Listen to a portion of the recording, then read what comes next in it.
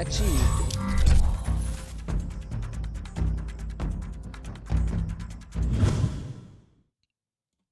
Holy cow, it's me. What's up, guys? Welcome back to Studio Day Everyday Quarantine. It's great to see you. Hopefully you're subscribed to youtube.com/Jeff Kavanaugh. If you're a gaming nerd, twitch.tv/timeforjeffrey, Jeffrey. Love to see you over there as well. Shout out to the homies over there that watch me play Warzone poorly. But I play with people who are really good, so that's fun to watch sometimes.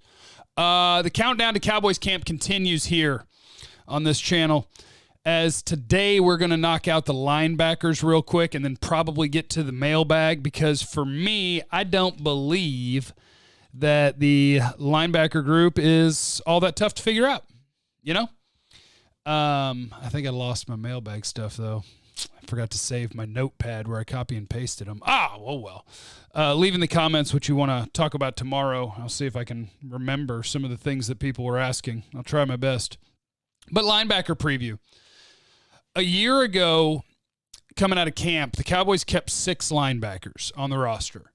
And interestingly enough, they could very well keep the exact same 6 this year. How's that for continuity?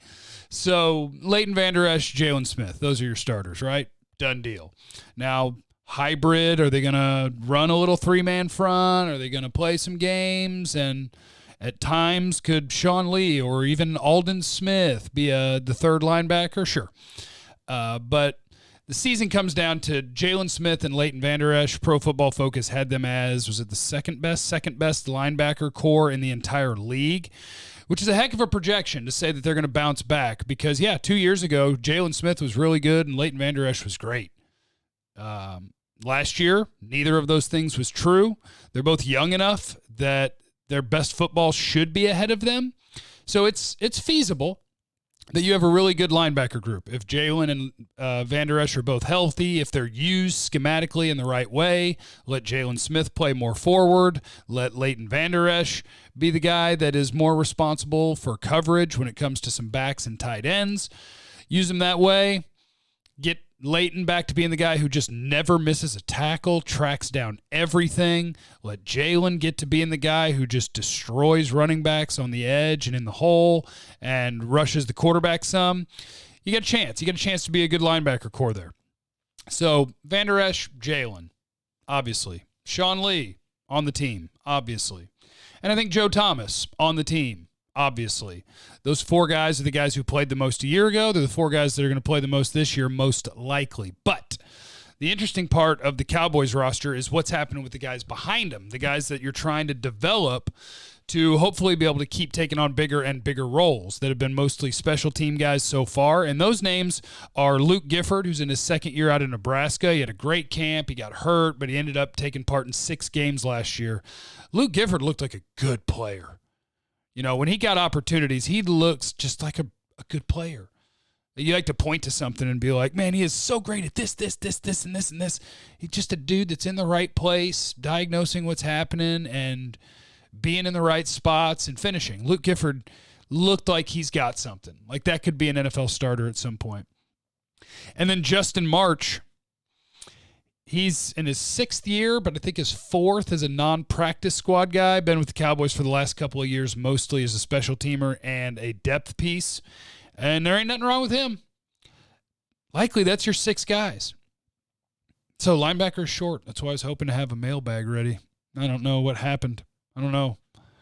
I know I rebooted the computer to hopefully not have a lot of lag in the video. Must have forgot to save the notepad. You know what I'll do? On the fly, I'll just go back to the previous video where I was pulling things from. Oh, but first I did want to talk about the other 2 linebackers on the roster. So at the moment, they got 2 more guys on the roster. One of them, I liked his tape. Francis Bernard out of Utah. He was BYU first. He had a honor code dealy, and then kind of popped back up at Utah a couple of years later, and all the reports are that from a maturity standpoint, he got where he needed to get to. And on tape, he's a pretty good player. He's 6'1", 230, and he runs a 4.8. So athletically, he's not necessarily what you would want, but 5 interceptions over the last 2 years, over 80 tackles last year, 7.5 tackles for loss. Francis Bernard was a guy that I thought definitely should have been drafted. They get him as an undrafted free agent, and now you got yourself a little camp competition.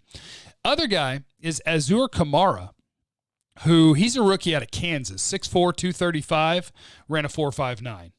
So that's what's appealing right there. He's a long-arm guy, good speed, 6'4", 235. The jumps and the shuttles were nothing to write home about, but his stats on the year at Kansas last year, 51 tackles, 6.5 tackles for loss, 4 sacks, no passes defensed, no interceptions in his entire career at Kansas. So long shot. I think the athletic profile of Kamara might be more inviting, but the production and the tape edge out of those guys goes to Francis Bernard.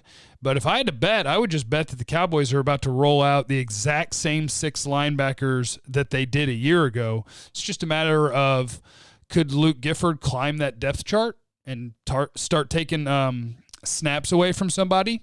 That would be pretty cool. So we'll see if that happens. All right, let me get to my comments here and see if I can find some of the ones that I meant to do as a mailbag. This guy says, Tristan Hill's on the Cowboys, but he's really a Raider, LOL. That's true. And then the next guy says, Tristan Hill, going to have a good year. I don't see how he makes the team. Should the Cowboys bring in Larry Warford or Ron Leary? Would you bring one of them in? That's from Matt Barnes. It's one of the tough ones about running a football team, because right now you've got a battle at left guard and center between Tyler Biadasz, Joe Looney, Connor McGovern, Connor Williams.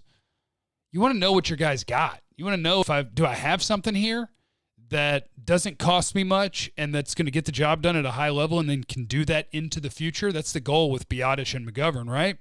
Is to find guys that can play and they're going to be affordable for the next 3-4 years. That's the goal. But would I always be tempted to just bring in a guy that I know can play? Now, Leary, you have to check on him health-wise. You got to see exactly where he's at. But, man, when he was here, he was a monster. Warford's a good player. Either one of them, I think, steps in and upgrades your left guard spot. But as a guy running a team, you've got to be thinking about, well, hold on, let's see what we have. You know, maybe those guys, maybe Ron Leary kind of stays on the street waiting to see what happens. And you get to take a look. Grayson Pitts, how good do you think the Rangers will be this year? Oh, I like that little Texas Rangers action here. I feel like Kluber is somewhat washed. The issue is the pitching as a whole, especially the bullpen. I don't feel like Kluber's washed. I was thinking that before they started having their exhibition games and before the summer camp in the spring, but that dude has been throwing it so well. I think Kluber's still got the juice. And the bullpen is iffy just because we don't know a lot of their names, but I love what Jonathan Hernandez has. Hopefully Jose Leclerc is big time. Bullpens are weird because from year to year you don't know what guys are going to do. The more I watch some of these guys whose names a lot of people don't know, the more I think they might have something. If they get this done where it's 16 playoff teams, I think the Rangers are making the playoffs.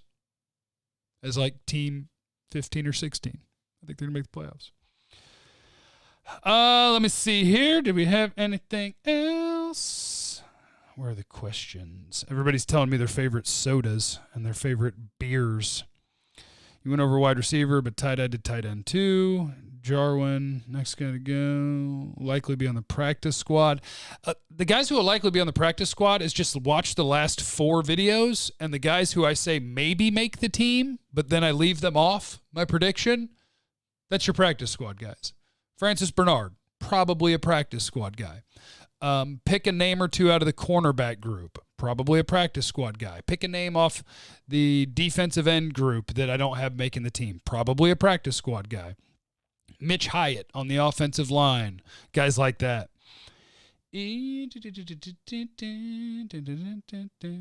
How about specials? Kicker battle? Chris Jones? What about Marquette King? Chris Jones was hurt last year. At least that's what we're told. So they lose the benefit of the doubt with a lot of people, myself included in some ways, when last year we're sitting there at training camp and I'm asking Stephen Jones, literally me asking him after practice about the number of kicks their kicker's missing in camp. And he's like, well, that's news to me. And I'm like, that can't be news to you. You know what's happening at these practices. But they just didn't worry about it. Hey, your kicker can't make kicks. What are you going to do about it? There's really nobody out there. And that was their story. Throughout the first half of the year, that was Jerry's story when we interviewed him too. Well, we don't think there's anybody out there better than Maher. Well, when it got bad enough, you grabbed Kai Forbath and he didn't miss a kick. There's always an old veteran NFL kicker laying around that can make it from 45 and in all the time. You should never have a bum kicker. And so if Chris Jones is bad again this year, the front office is going to get lambasted for it, and rightfully so, because right now what we're hearing is just, well, he's been hurt. And he's been a really good punter throughout his career, but he was bad last year. Wasn't good enough. The end. Tristan Hill better show up in great shape with a new attitude to make this roster from Jared. That is true, and it'll still be a challenge. If what Mike McCarthy says is true, that they're going to keep 6 edge guys and 4 interior guys, because where does Tristan Hill fit there? Taking Neville Gallimore off the team? I don't think they're going to go in the year with 1 nose tackle, so I think Antoine Woods is safe with Dontari Poe, and then you take Gerald McCoy and Neville Gallimore as your 3 technique tackles. You can carry 5? They didn't say they would, but that's how Tristan Hill needs him to keep 5 D tackles. Or let a 3rd-round pick go, or play with only 1 nose tackle on the entire roster, which seems a little bit wild to me. All right, leave in the comments what you want to talk about tomorrow. Also, who in the NFL has the coolest uniforms? Could be throwbacks, could be any team. Heck, it could be any team in sports. You don't have to limit yourself to the NFL. Let me know. Mash that thumbs up button for me, please. I love you.